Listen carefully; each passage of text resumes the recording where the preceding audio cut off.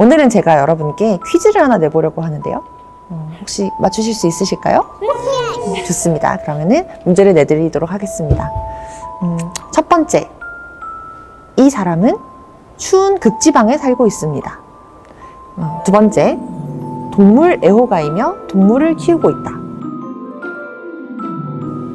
감이 오시나요? 세 번째, 나이가 많다.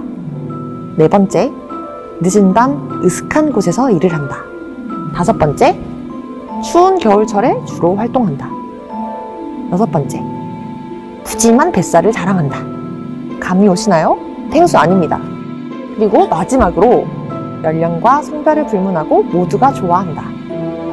정답은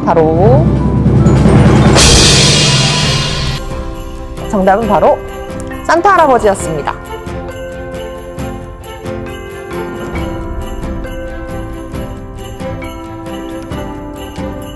안녕하세요 여러분, 저는 양산부산대학교 병원 직업환경의학과 이은수입니다.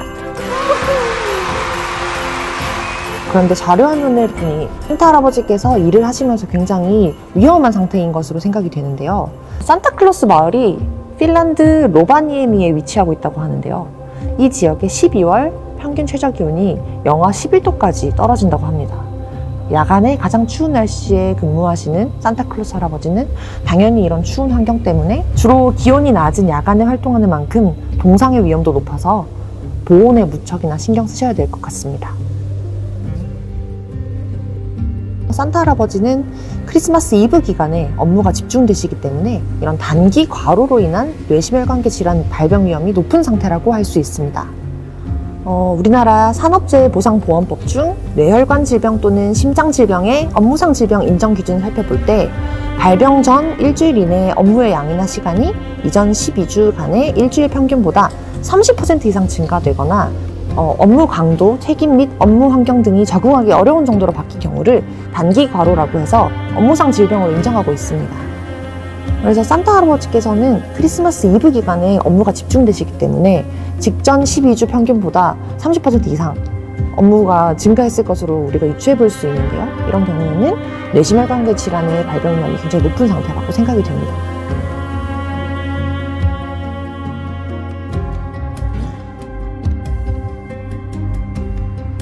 거기에다가 야간 근무를 하시고 고령이시고 그리고 복부 비만이 있으신 것처럼 대사증후군의 위험도가 높은 상태로 생각이 되기 때문에 이런 뇌심혈관계 질환의 발병 위험은 다른 분들보다 훨씬 더 높은 것으로 생각해 볼 수 있겠습니다.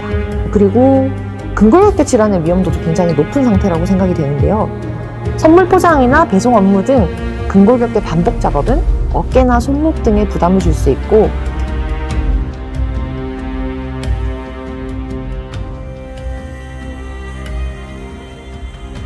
특히 썰매를 타시면서 전신 진동에 노출이 되시는데 이런 전신 진동이라든지 장시간 앉아있는 자세로 인한 허리에 부담이 발생할 수 있습니다. 산타 할아버지께서 썰매를 타고 하늘을 통해서 이동을 하시잖아요. 저기압 환경과 우주 방사선 피폭으로 인한 건강 영향도 우려가 되는 상황입니다. 우주 방사선에 노출될 경우에는 암이나 백내장 같은 장기 만성 영향이나 식욕 감퇴, 구역질, 구토, 피부나 혈액 질환 같은 급성 영향이 다 일어날 수 있는데요.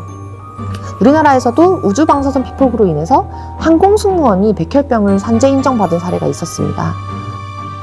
우리나라 경우에는 연간 평균 자연 방사선량이 3.08mSv로 조사가 되었는데 핀란드의 경우에는 연간 평균 7mSv로 극지방의 자연 방사선량이 전 세계 평균보다 높기 때문에 더욱더 이런 자연 방사선의 노출 위험이 높다고 할 수 있겠습니다.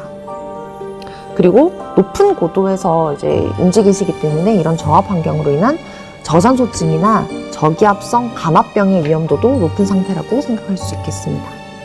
그리고 이 외에도 이제 루돌프를 타고 이동을 하시면서 이런 사슴털에 노출이 되는 것들이 천식이나 알레르기 증상을 발생시킬 수도 있겠고요. 우리나라는 대부분 아파트나 주택에 살기 때문에 굴뚝이 있는 가옥이 거의 찾아보기 힘들지만 유럽이나 다른 지역에서 굴뚝이 있는 집을 출입하시는 경우에는 굴뚝에 포함되어 있는 검댕이라든지 각종 분진, 유해인자들을 흡입하면서 암이나 호흡기 질환의 위험도도 증가할 수 있을 것으로 생각이 됩니다.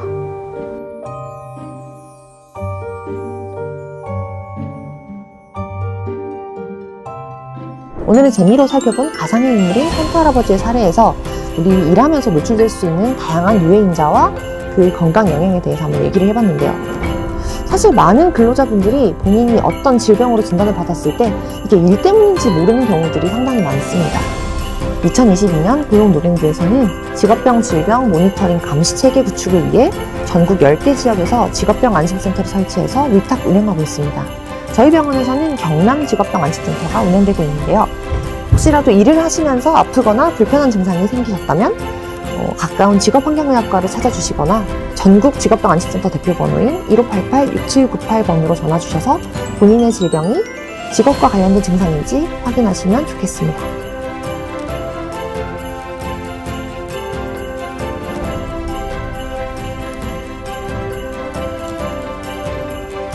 우리 산타 할아버지를 포함해서 모든 근로자분들이 안전하고 건강한 크리스마스를 보내셨으면 좋겠습니다.